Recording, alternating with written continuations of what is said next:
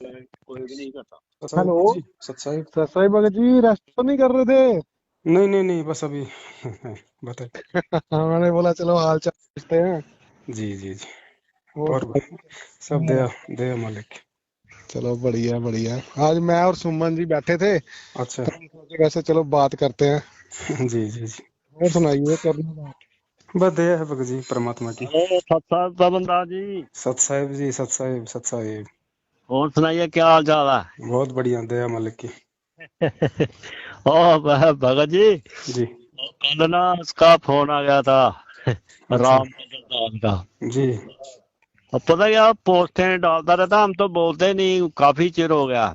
जी। और फिर कल दास ने ना ऐसे ही आइडियो भेज दी थी कि मैंने ऐसे ही बोला, कोई ज्यादा गलत भी नहीं बोला। मैंने कहा रामचंद्र जी, आप भक्तों के रास्ते में, परमात्मा के राह पे रोड़ा क्यों बन रहे हैं? जी आपको तो परमात्मा ने ऐसे निकाल दिया जैसे दूध से मक्खी।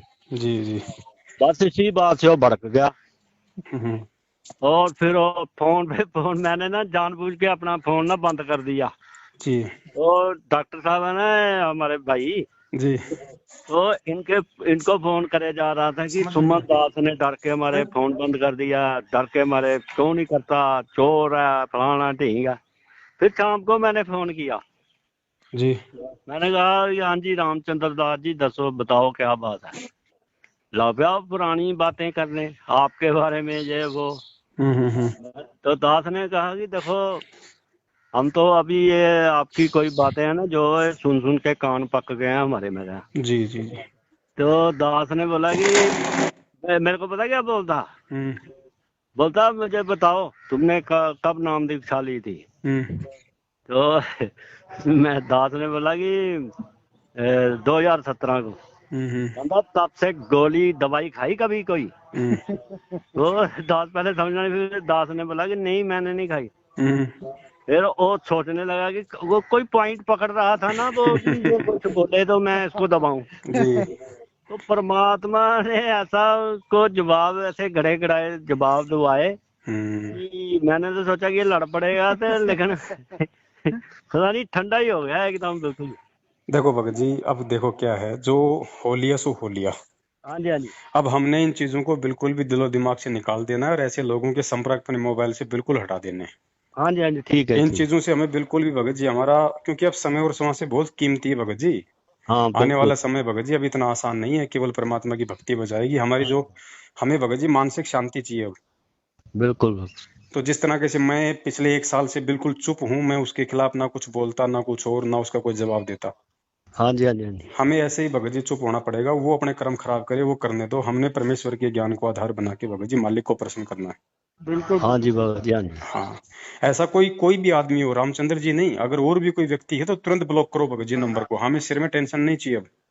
हाँ जी, हाँ हम जी। सही हैं, वो परमात्मा देखने वाला है, दूसरे की हमें कोई टेंशन नहीं है फिर। अभी भगत जी देखिए ना, आप ज्योति का जो कर रहे हैं ना, जी जी उसमें भी देखो कितने ऑब्जेक्शन कर रहे हैं, सुनते नहीं है किसी की बात सही तरीके से कि आप क्या बोल रहे हैं। वो सुन समझते नहीं, बस ऐसे टांग अड़ा देते हैं कि ये ऐसे कर रहे हैं, वैसे कर रहे हैं। भगत जी हमें देखो ऐसा है ना, अगर परमेश्वर ने हमें प्रेरणा की है तो ये परमेश्वर का आदेश है, और मालिक के आदेश के बाद जीव चाहे कितना ही भड़के हमें उससे कोई फर्क नहीं पड़ता।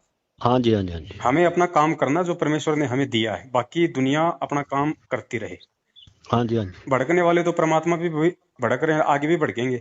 बिल्कुल हाँ बिल्कुल। जी, हाँ जी, ठीक है हाँ, जी। लेकिन हमने, मालिक कहते ना भाई, कहते को कई जान दे, गुरु की सीख तू ले, साकट और समान को उल्टा जवाब ना दे। जवाब ना दे, ठीक है जी। बस अब हमने उन वाणियों पे भगत जी हमने चलना पड़ेगा, तभी हम हाँ अपने बिल्कुल। आप मतलब शांति महसूस करेंगे, और तभी वो परमात्मा प्रसन्न होगा कि हाँ भाई मेरे बच्चे मेरे जो हम पच्चे नो पे चल रहे हैं। हाँ जी, हाँ जी, हाँ। अब देखो भगत जी, हाँ अभी जी। सारा सिस्टम जो है ये परमेश्वर के आधार से होगा, आने वाले समय में जो मतलब क्या होगा, कैसे होगा, किस तरीके से भक्ति मार्ग चलेगा, भगत हाँ लोग कैसे होंगे, उनमें कितना विश्वास होगा, एक दूसरे के प्रति कितना भाव और सेवा भाव होगा। हाँ जी, अब हाँ जी, उसकी ये प्रोसीजर है। अब पिछले कुछ ही दिन पहले एक लैपटॉप के लिए खाली हम लोगों ने आपस में बातचीत की, हमने किसी को बोला भी नहीं, हाँ जी, हाँ जी। आपस में बातचीत की थी भगत जी, और परमेश्वर के 40-50 बच्चों ने भगत जी मैसेज डाल दिए कि भगत जी ये सेवा हम करेंगे, हम करेंगे, हम करेंगे। सुनते रहते ठीक है। हैं। वो सेवा भी परमात्मा ने दे दी। उसके बाद में बहुत सारे भक्तों के फोन आए, भगत जी मेरे पास में इतने पैसे, मेरे पास इतने पैसे, मेरे पास इतने पैसे। मैंने कहा भैया अपने पास में रखो, जब परमेश्वर प्रेरणा करेंगे, जब जरूरत होगी और हाँ तुम्हारी जी, सेवा कहीं लगनी होगी तो परमात्मा अपने आप लगा देगा। सुबह सुबह एक बिल्कुल। राजस्थान के भाई ने दास को वीडियो डाला, और उसको मतलब उसको कोरोना की शिकायत थी। वो बेचारा इसी तरीके से हॉस्पिटल में एडमिट था। बोले भगत जी ना मेरा घर वाले दे रहे, ना मेरा रिश्तेदार दे रहे। रिश्तेदार जो मतलब ब्याज मांग रहे हैं, और जो भगत भाई हैं वो किसी को भगत जी आप जानते हो 1 रुपया नहीं देते। उसने ऑडियो डाला, तुरंत दास ने, जो दास के पास में जिन जिन के फोन आए थे, दास ने तुरंत एक भाई को फोन किया, वो हिसार वाला जिसने कल मेरे को फोन किया था, मैंने ऑडियो डाली थी। हाँ जी, तुरंत दास ने उसको फोन किया, एक फोन पे भगत जी तुरंत उस भाई ने उसके खाते में पैसे डाल दिए। हाँ जी, अभी वही सुन रहे थे भगत हम। जी ऐसे ही होगा आने वाले समय में, तभी हमारे दान का सदुपयोग होगा, हमारे 10वें अंश का सदुपयोग होगा। ये है असली सदुपयोग। हाँ, बिल्कुल बिल्कुल। अच्छा भगत जी, एक थोड़ी सी समस्या कर दीजिए हल। जी वो ना दास की जो गुरुजी बताते हैं ना कि भक्ति का जो दिखाई देता आंख से, जी। तो दास के बहुत समय से, जब से जुड़ा है ना दास, हम्म। तब से ऐसे ऐसे मक्खियां मक्खियां सी आगे आती हैं, तो जैसे थोड़ा जाला जाला भी आता है। जी। तो एक जब भी बड़ी पहले की बात है, दास ना एक बार डॉक्टर के पास गया था, बड़े डॉक्टर के पास। हम्म।